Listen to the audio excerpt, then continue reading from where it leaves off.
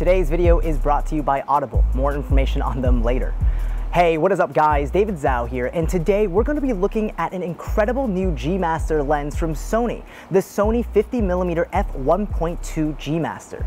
This is Sony's first E-mount entry into the super bokeh world of f-stops lower than the f1.4 we normally see from the Sony G Master primes.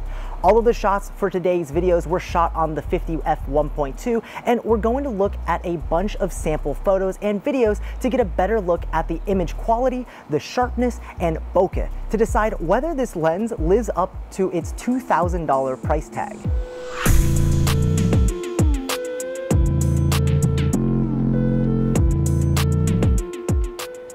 If you're interested in checking out the Sony 50mm f1.2 G Master lens or any of the equipment used to make this video, links will be in the description down below. Let's start by taking a look at the build quality of this lens. We're looking at some impressive glass housed inside your typical G Master build quality.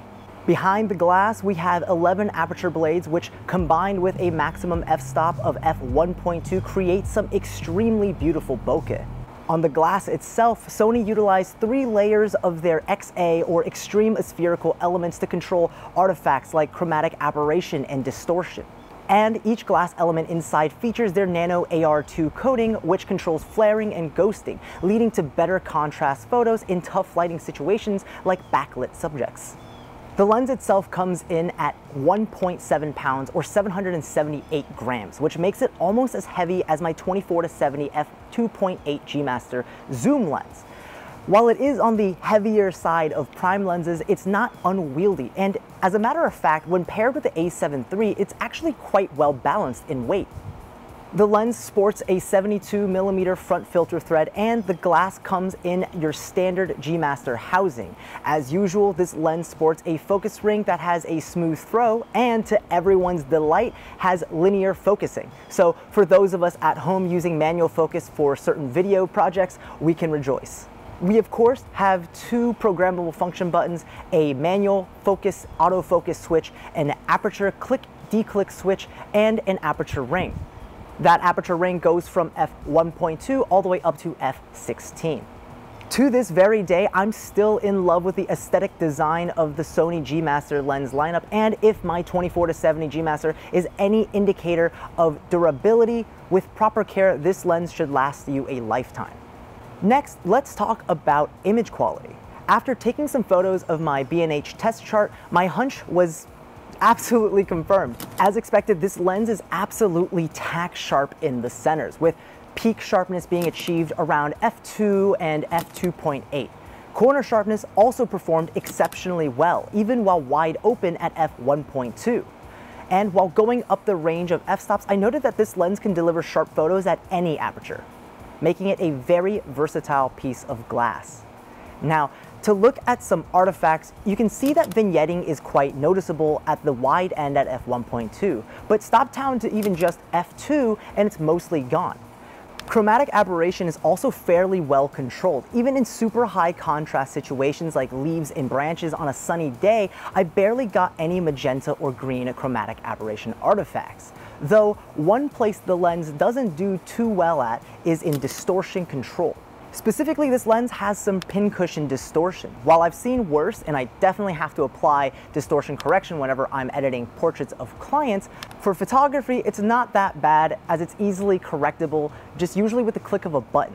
For photography, however, while it is less correctable, you don't really focus on it when there's a story being told and the frame is moving.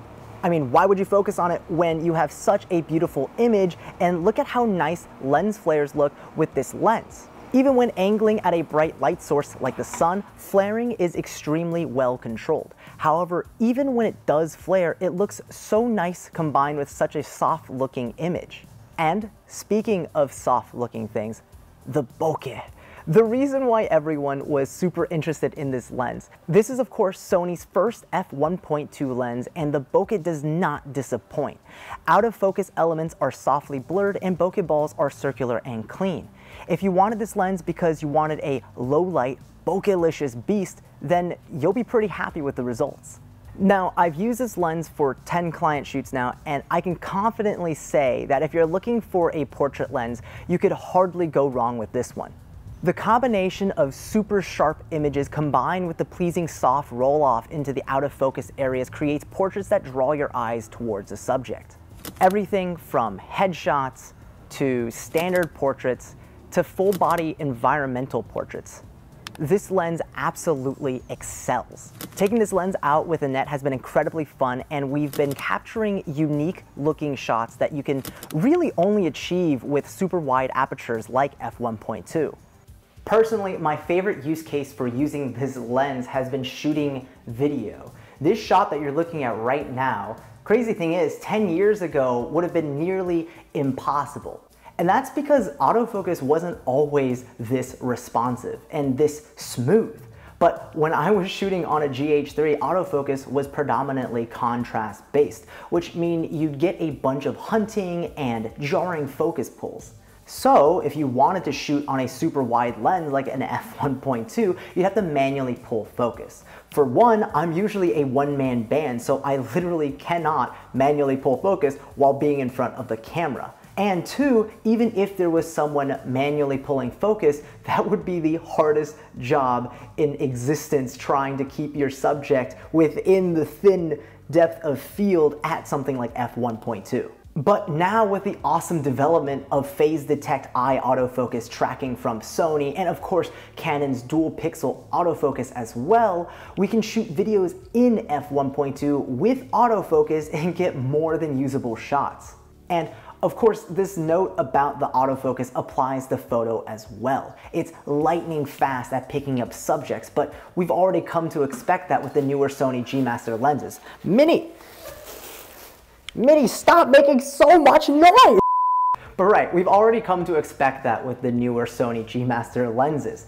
But autofocus aside, shooting at f1.2 gives some key advantages. The obvious one being that you have more creative flexibility. If you want to show the background to give context, then you can. You just stop down to f4, f8. But if you wanted to completely isolate your subject and just blow out the background, and then just put it at f1.2 and your subject is now in a creamy world of bokeh. Where are they? Who knows? But it sure looks pretty. The second key advantage is the fact that you can get so much more light into the camera and onto the sensor. So this is great if you do a lot of night photography or indoor photography. This gives you the ability to get cleaner shots, and if you pair it with something like the A7S III, you practically have night vision. All right, now a message from today's sponsor. As you may already know, Audible is the leading provider of audiobooks. With over 100,000 titles available in their library, you can listen to the books you've been meaning to read while you stay productive. Personally, I'm always trying to learn something new, but I just never have the time to just sit down and read. There's just always something that needs to be done. But that is why I personally love using Audible. I can listen to the books I want whenever I have to drive to a client shoot or just when I'm at home doing chores around the house. I've been using Audible myself for several years now, and the current book I'm listening to is Grit, The Power of Passion and Perseverance by Angela Duckworth. If you want to get a 30-day free trial to Audible and get your first audiobook for free, sign up by going to audibletrial.com/David Zhao. It helps the channel out greatly, and I think you'll honestly love it. And if you don't, you can cancel your trial and keep that first audiobook for free. So here are my final thoughts. Whether you're a portrait photographer or a filmmaker, whether you're looking for the ultimate 50mm lens for your Sony body or want a low light beast to pair with your low light beast of a camera, that is the A7S III, the Sony 50mm f1.2 G Master is a great purchase. When it comes to camera bodies, I'm very cautious about recommending certain cameras because it's very dependent on what kind of work you're trying to do.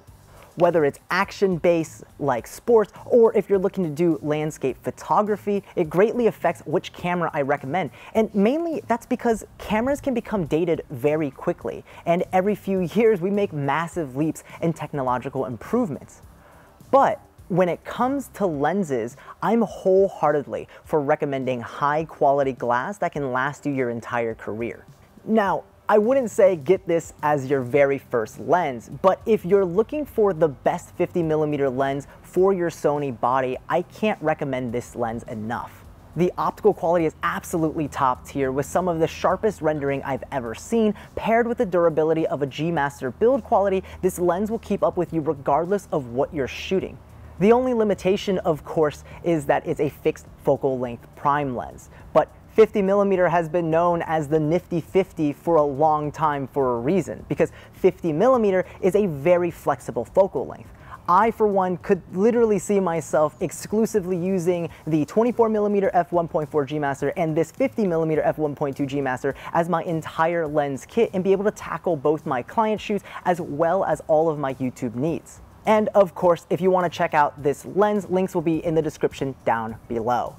Thanks again for watching, guys. I hope you enjoyed the video or learned something new today. If you did enjoy the video, go ahead and leave a like, subscribe, and get notified for when more videos just like this are uploaded. Let me know in the comment section down below what you think of this lens. What's your favorite feature? The low light capabilities, the beautiful bokeh? How would you use this lens if you owned it? All right, guys, as always, I'll see you in the next video. Peace.